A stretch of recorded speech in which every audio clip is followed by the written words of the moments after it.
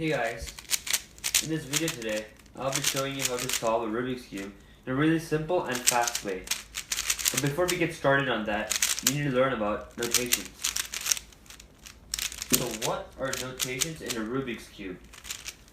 Notation is basically letters of the Rubik's Cube language which tells us how to move the cube when we solve the cube. The Rubik's Cube is divided into 6 main notations which will be used in every algorithm to solve a Rubik's Cube. These 6 notations are different layers in a Rubik's Cube. These layers are up, down, right, left, front, and back. We know the different layers of a cube. There's a symbol or a term to be used to know which side to move the layer, known as prime. For example, if you want to move the right layer up, we call it R.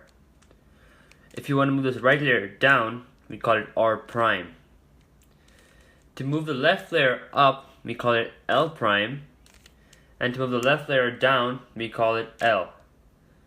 Similarly, to move the up layer right, we call it U prime. And to move the up layer left, we call it U. And to move the down layer right, we call it D. And to move the down layer left, we call it D prime. To move the front layer right, we call it F. And to move it left, we call it F prime. To move the back layer right, we call it B prime. And to move it left, we call it B. Please note that prime does not specifically mean to move right or left because it's different for every different layer. So now that we know the notation of the Rubik's Cube, we need to know the color scheme of this cube. Basically, you need to know the opposites of the cube.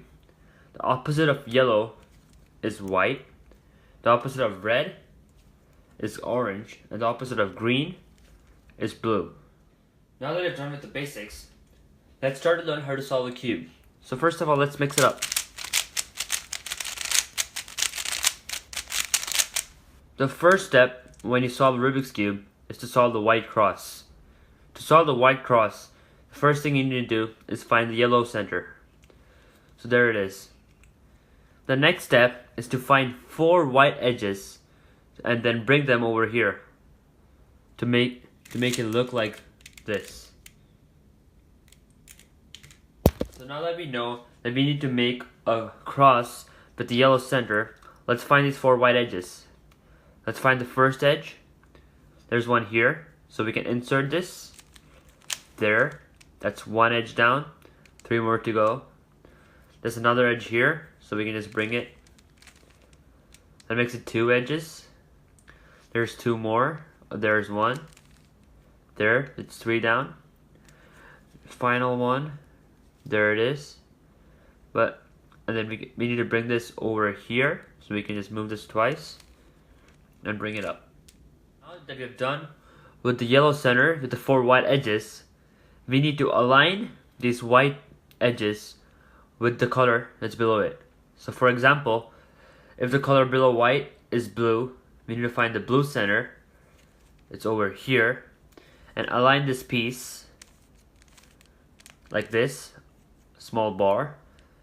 Then do the first algorithm known as F2, moving the F layer twice. So we need to do the same thing for the other 3 white edges. So next, the next white edge, the color is orange. We find the orange center. It's over here. So we bring it, we align it, and do the same thing again, F2. We bring the next one, red, the red center, and we do the same thing again, F2. And final piece, green, it's already aligned, so just do F2. And you should have your white cross with everything aligned. So now that you have done the white cross, the next step is to do the first layer. The first layer should look something like this, with the white side solved and these colors solved horizontally. So to do the first layer, The next step is to find 4 white corners. There's 1, 2, 3, and 4. It's easiest to find the white corners in the down layer first. So there are 2 white corners. So let's choose one of them. For example, let's choose this one.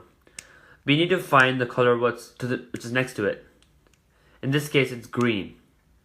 And the next step after you find this piece which is green is to find the green center, which happens to be here.